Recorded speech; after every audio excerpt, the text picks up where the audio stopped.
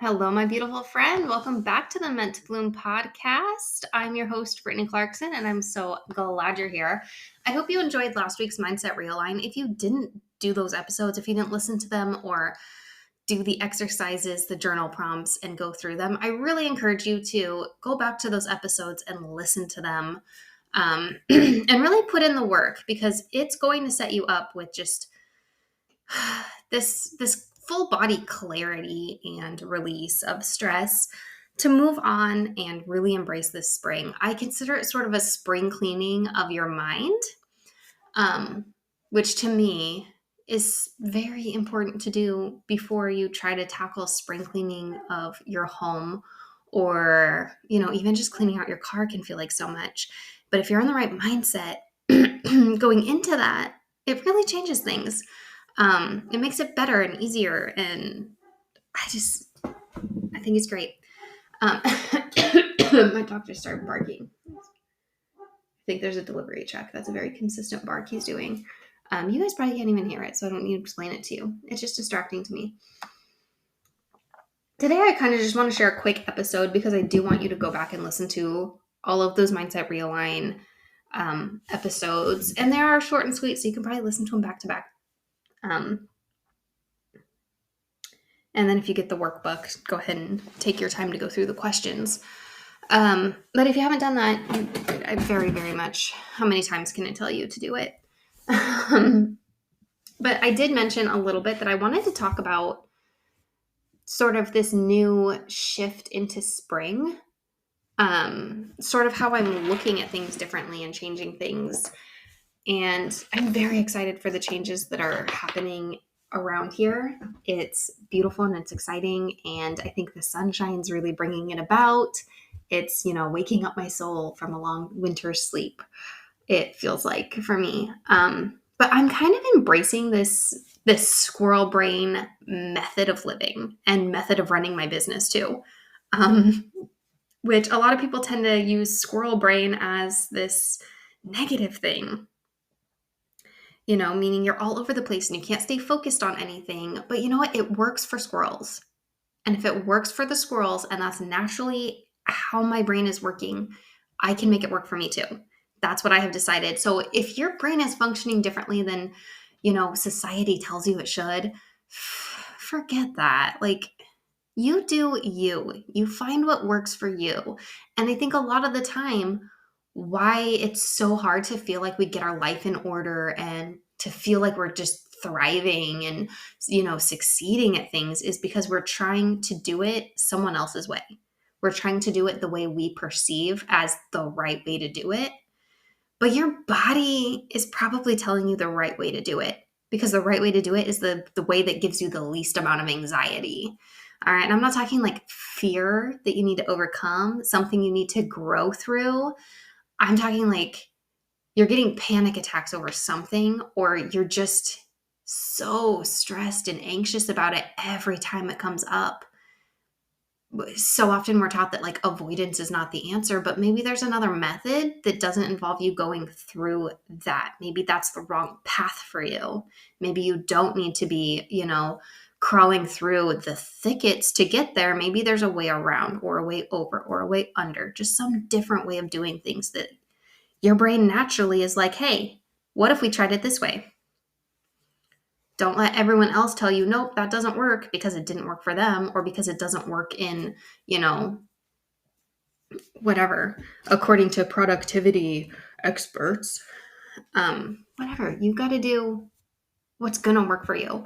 And so part of embracing this squirrel brain method, what brought this about was that I heard someone mention, like it was on a comedy skit or something. This wasn't a productivity or brain expert at all. This was a comedian who was mentioning that they found out that squirrels, when they hide all of like their nuts and their acorns, like, okay, so a squirrel's collecting acorns and they go and they hide them and they bury them.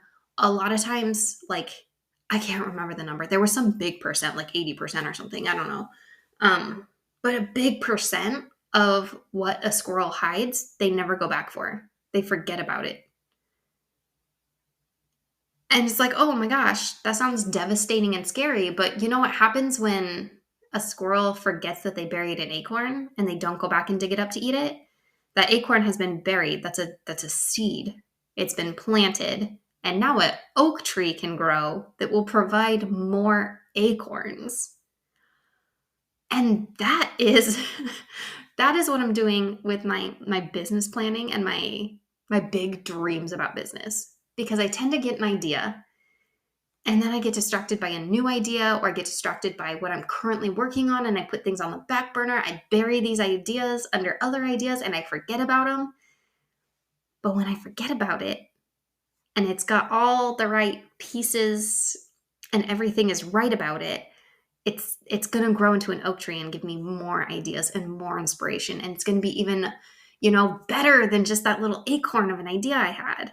And that is what is happening here, and I cannot wait to share it with you. I mentioned like months ago that you should be prepared for a shift, and I wanted to focus on community, and I wanted some different things going on, but then we had like holidays and things got busy, and that, acorn idea kind of got buried. And now it is growing and blooming, and it is about to be a thriving oak tree, a mighty oak. And I'm so excited for that. And I cannot wait to share all of the details. That is something I'm working on like right now this week, building this new platform and shifting things and moving things and planning things and outlining things. And I'm really excited to be able to share that with you. But I feel like I need to have a link for you to go sign up before I really spill all the beans on this one. But we will be building community, and we will be getting in a room together on the internet, an internet room together where we can grow. And, that leads me to another point, is that I am not really on social media anymore. I pretty much decided it was okay to not be on social media. It was a slow step by step stepping back. I kept changing my mind, like, well, I'm just not gonna create content. I'm just not gonna try to do reels anymore. I'm not gonna post, daily. And I was like, I'm gonna go back to the old way of doing Instagram, where I just post, my thoughts, or what's going on this week. And so I've been posting less and less and less. And it feels really good to not feel like I have to show up, to not feel like I care about it.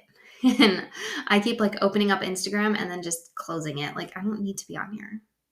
I don't need this anymore.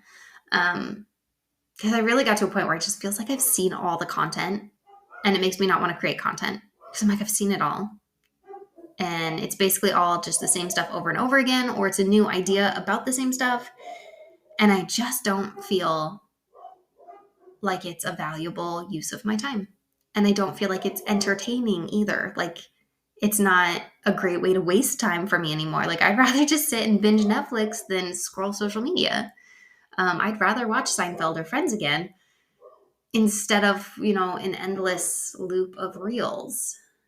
So that's where I'm at with that. Like, if you don't see me on social media, it doesn't mean I'm not doing stuff. It doesn't mean I'm not planning things. It doesn't mean I'm not showing up. It just means I don't care about social media anymore. So our community will be off social media, and I'm very excited about that. But let me get those details so I can tell you all about it. It will be launching probably Mother's Day week, will be our official launch date. So be prepared, be excited, be ready, be listening to episodes, waiting for links, because it's not going to be, all over social media. Anyways, yeah, that's really what I wanted to share with you.